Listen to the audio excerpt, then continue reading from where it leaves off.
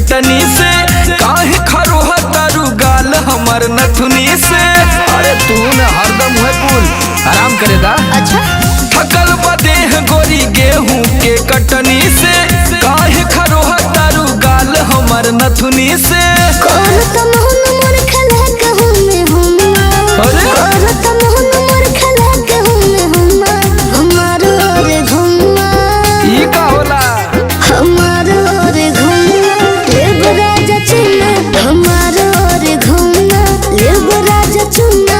हमारो रे घुम्मा। ओहो सुते ना देबू तू।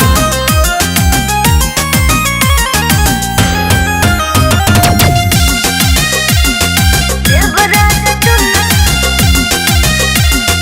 लेब राजा चुना।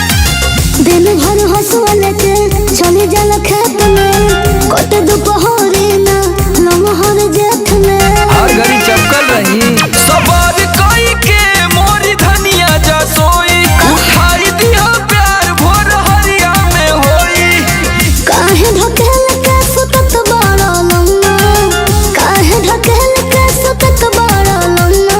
हमारो रे घुम्मा। ना ना ना हटा। हमारो रे घुम्मा लेब राजा चुना। अरे? हमारो रे घुम्मा लेब राजा चुना। हमारो रे घुम्मा। अरे पगला गई का।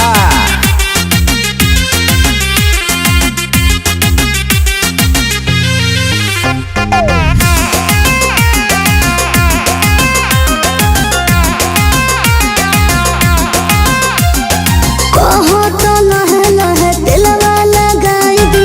नरम नरम हथवा से दहिया दबाई दी। लगल नींदिया तोरी दिहलू ये गोरी।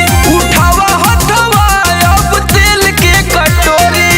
समर लोक जस बहिया में झुमा। समर लोक जस बहिया में झुमा। हमारो रे घुमा। मान जा।